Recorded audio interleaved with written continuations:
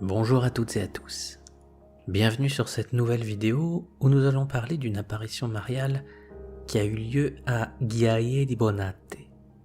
Vous allez découvrir de grandes similitudes avec les apparitions de Fatima et notamment le phénomène toujours inexpliqué de la danse du soleil.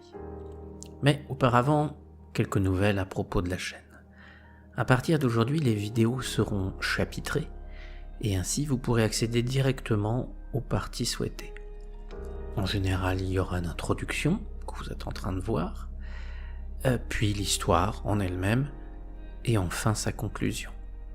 Et pour finir, un chapitre qui sera dédié aux actualités de la chaîne, où je vous ferai part des différentes évolutions en cours, des nouveautés, et où je vous demanderai vos avis. Voilà, c'est parti pour l'histoire d'Adelaide Roncalli et des 13 apparitions de la Vierge. Ghiaie di Bonate est une petite ville située en Italie du Nord, au pied des Alpes, le long de la rive droite de la rivière Brembo. Elle tire son nom du mot gravier, car la région est particulièrement riche en gravier. Les événements de cette histoire prennent place en 1944. À cette époque, la Seconde Guerre mondiale bat son plein et l'Italie vit une période très difficile. Des villes sont dévastées, des familles divisées et dispersées, la faim, la terreur constituaient la réalité tragique de cette époque. L'Italie, divisée en deux par le front d'une guerre menée par des armées étrangères, a vu les horreurs de la guerre civile s'ajouter aux ruines matérielles. Les troupes alliées se déplaçaient lentement du sud vers le nord et il semblait que la guerre n'allait jamais se terminer. Le 24 avril, le pape Pie XII a adressé une lettre dans laquelle il invitait les fidèles à intensifier leurs prières et leurs œuvres de pénitence. Il a recommandé que les parents et les prêtres conduisent les enfants autour de l'autel de la Vierge Marie au cours du prochain mois de mai pour offrir des fleurs et des prières pour une paix vraie et chrétienne. La Mère de Dieu a répondu à la prière qui s'est levée de la terre, apparaissant en ce mois de mai à une petite fille qui cueillait des fleurs sauvages pour les amener devant son image. Cette petite fille, c'est Adelaide Roncalli. Elle a 7 ans.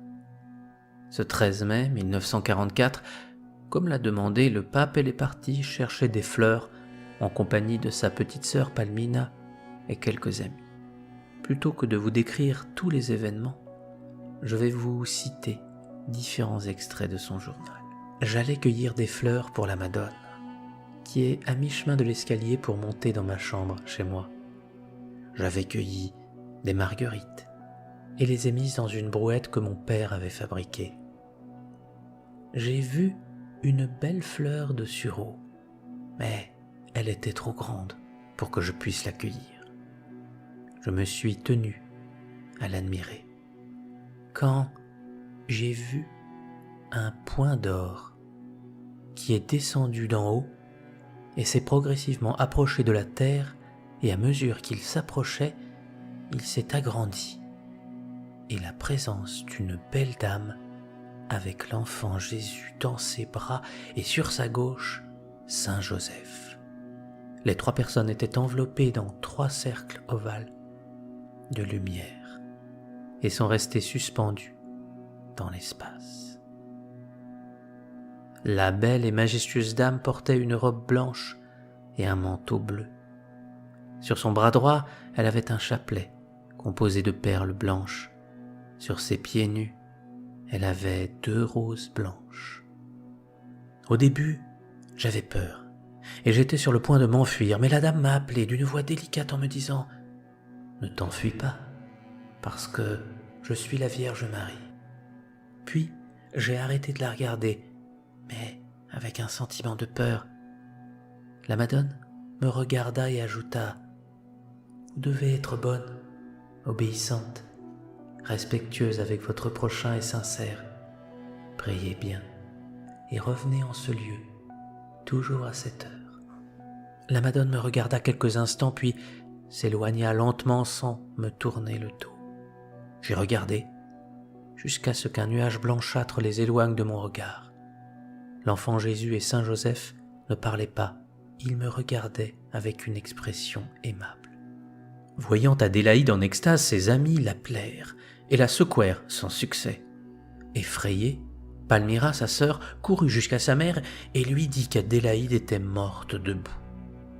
Sortie de son extase, Adélaïde confia à ses amis qu'elle avait vu la Madone. Ce fut la première apparition de la Vierge à Adélaïde Roncalli, et elle eut lieu le 13 mai 1944.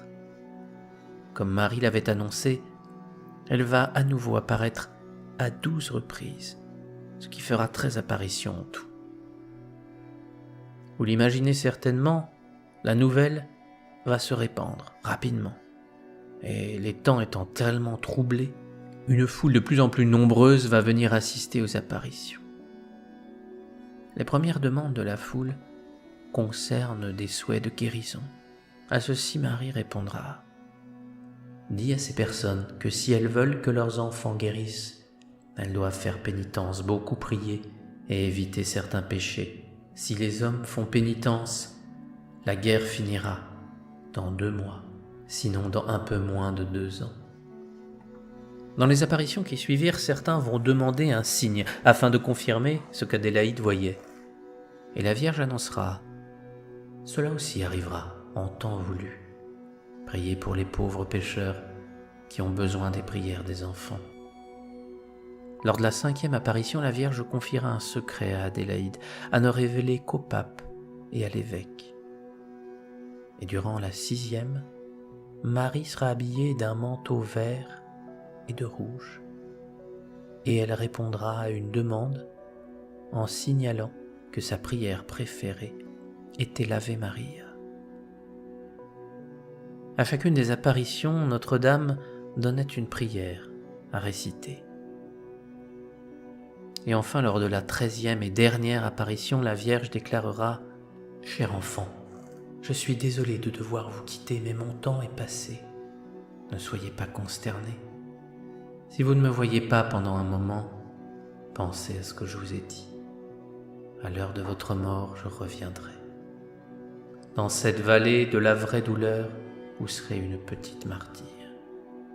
Ne vous découragez pas. Je souhaite mon triomphe bientôt. Quoi qu'on me demande, j'intercéderai auprès de mon Fils. Soyez heureuse, car nous nous reverrons. Adélaïde dira : j'ai senti un baiser doux s'installer sur mon front, puis comme les autres soirs, elle a disparu. Je ne vous décris pas en détail chaque apparition, car, comme vous vous en doutez, la vidéo ferait alors plusieurs heures. Toutefois, il me faut vous parler du phénomène incroyable qui a été rapporté lors de la 9e apparition le 21 mai 1944. Tout comme à Fatima, il se produit un miracle avec le soleil. Ce n'est d'ailleurs pas un hasard, car il existe plusieurs liens avec Fatima, mais je reviendrai sur ce point plus tard. Voici un témoignage parmi les nombreux qui furent récoltés. Un cri s'éleva de la foule. « Regardez le soleil, regardez les couleurs !» Certains ont remarqué un étrange faisceau de lumière qui éclairait vivement l'enfant et se reflétait sur les visages environnants. Ils ont vu le soleil sous la forme d'une croix qui ensuite reprenait sa forme de disque et se mettait à tourner vertigineusement. Dans les couches inférieures de l'atmosphère, des pluies d'étoiles dorées ont été observées, des bouffées jaunes si denses et si proches que certains ont tenté de les attraper avec leurs mains. Sur les mains et les visages des spectateurs se dégradaient les couleurs les plus variées avec la prédominance du jaune. On a vu des mains phosphorescentes, des globes de lumière. Voici un autre témoignage venant du prêtre Don Giuseppe Picardi. Je ne peux manquer de fixer sur papier pour servir de témoignage ce que j'ai admiré à Gaie di Bonate le 21 mai 1944. Le souvenir et l'impression sont si vifs qu'il me semble que cela s'est passé hier. À 6 heures du soir, ce jour-là, j'étais avec une multitude de personnes au sommet de la moraine surplombant le lieu des apparitions. car il n'était pas possible, vu la quantité de personnes, d'y aller. À un moment donné, j'ai entendu des gens dire « Regardez le soleil, regardez le soleil !» Moi aussi, je me suis tourné à moitié suspect et à moitié curieux. Et j'ai vu le soleil qui sortait de nuages, se mettant à tourner sur lui-même à une vitesse vertigineuse. En même temps, j'ai vu qu'il projetait des faisceaux de lumière dorée. J'ai contemplé cette couleur même lorsque le soleil était voilé par d'épais nuages. Mes proches, à l'unanimité, ont déclaré avoir remarqué le même mouvement, mais aussi vu d'autres couleurs. D'autres ont dit avoir vu une croix. Vers 8 heures, en sortant de la moraine, je me suis rendu chez le curé. Là, j'ai trouvé de nombreuses personnes qui ont commenté les différents événements de cette soirée. Don Andrea Spada, directeur du journal, m'a appelé chez le curé et m'a demandé ce que j'avais vu. Je lui ai expliqué ce qui précède. Il a proposé la possibilité d'une illusion d'optique et d'une suggestion collective. Nous nous disputions quand quelqu'un, je ne sais pas qui, est entré pour nous appeler en disant « Sortez, sortez, le soleil tourne toujours !» Soudain, nous étions dans la cour et j'ai contemplé un spectacle que je n'aurais jamais pu imaginer.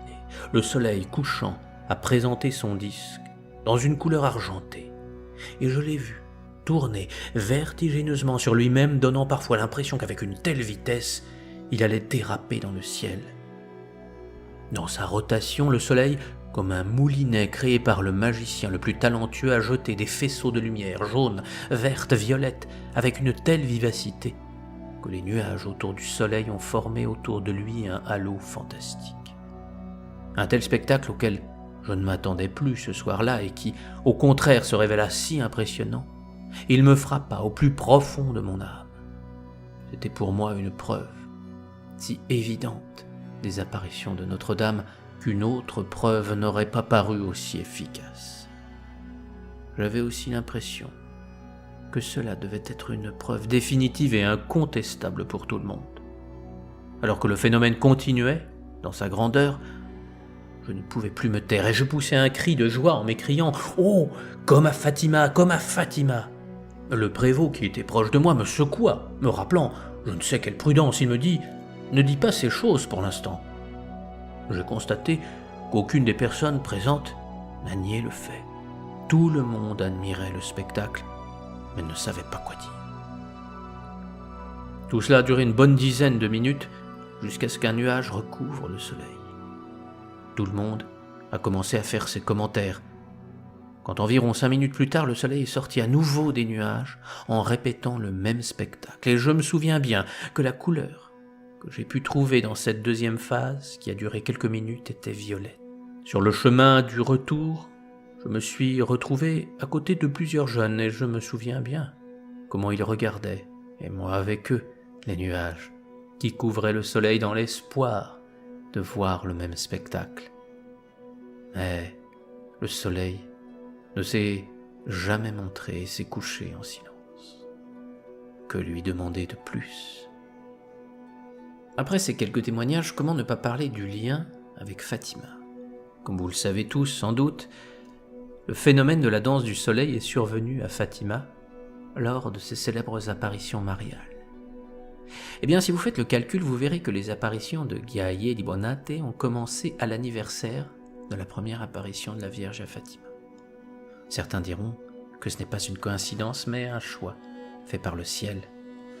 Les apparitions de Ghiaye ne sont pas un fait isolé, mais s'inscrivent dans le plan de Dieu qui veut sauver l'humanité à travers la Vierge Marie. Les apparitions qui ont eu lieu, surtout au XXe siècle, sont comme des morceaux de la même mosaïque.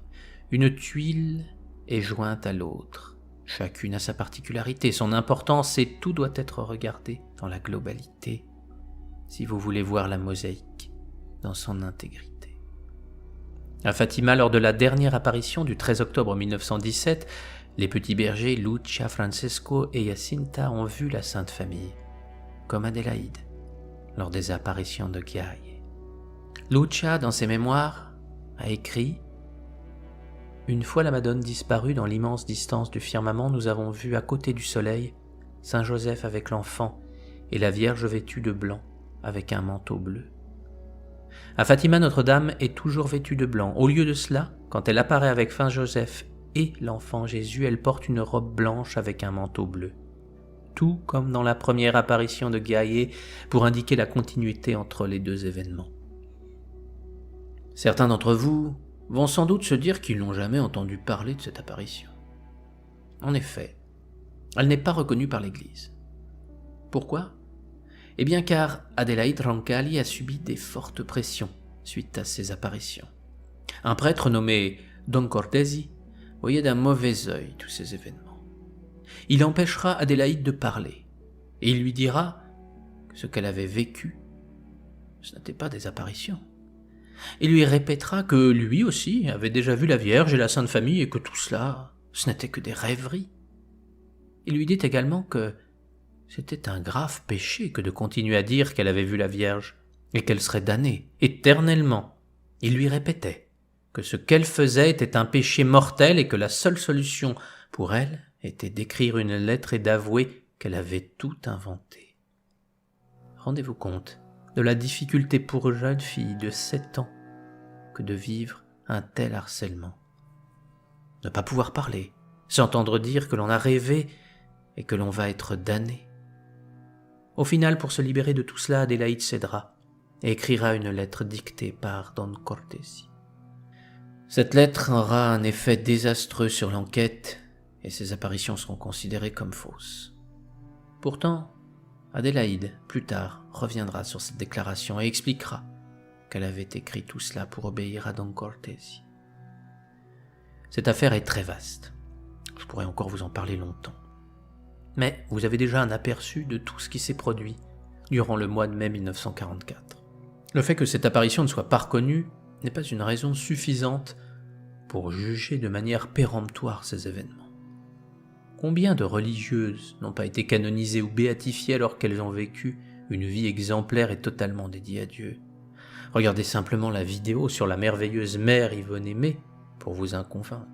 Adélaïde est décédée en 2014 à l'âge de 77 ans, après une vie très tumultueuse où elle a beaucoup souffert. Et ses derniers mots ont été « Viens, viens ». Près de 2000 personnes étaient là présentes pour lui témoigner un dernier hommage. Comme je le dis toujours, il faut juger un arbre à ses fruits. Alors analysons les conséquences de ces apparitions. Il y a eu de multiples guérisons, ainsi que de nombreuses conversions. La Vierge laissa plusieurs prières, et elle donna des conseils sur la nécessité de prier pour les âmes malades.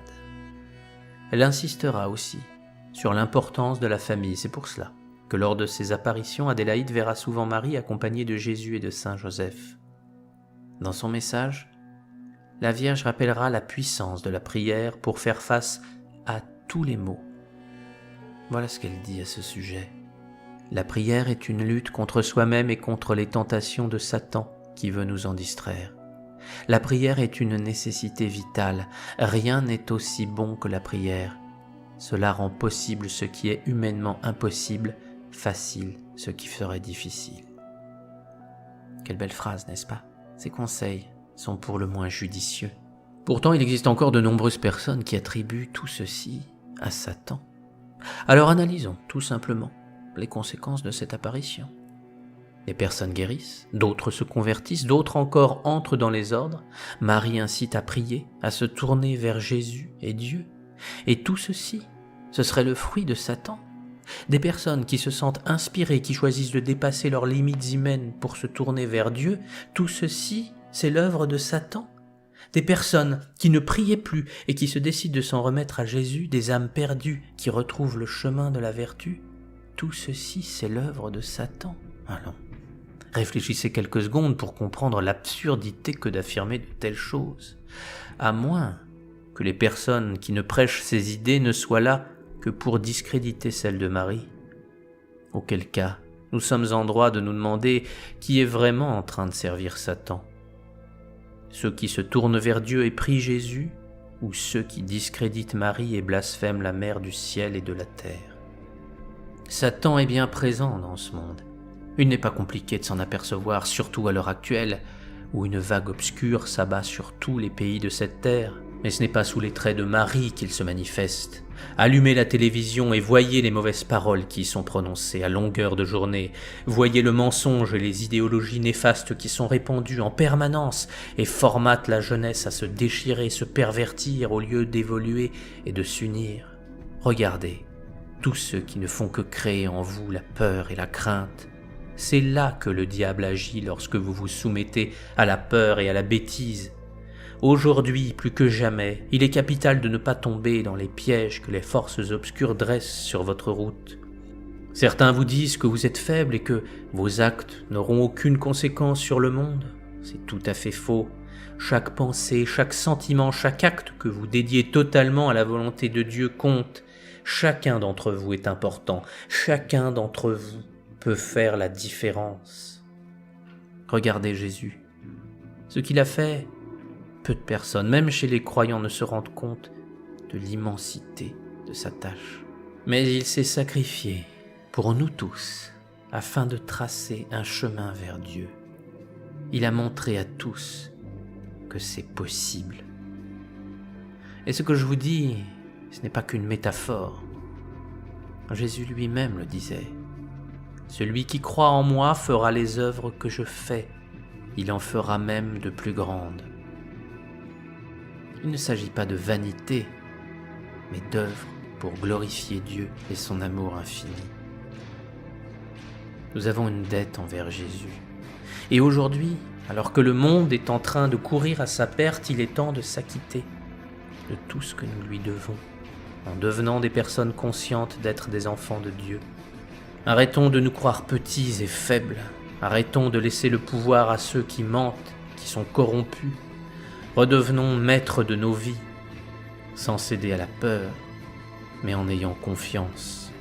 Suivons les pas de Jésus et agissons avec amour et sagesse.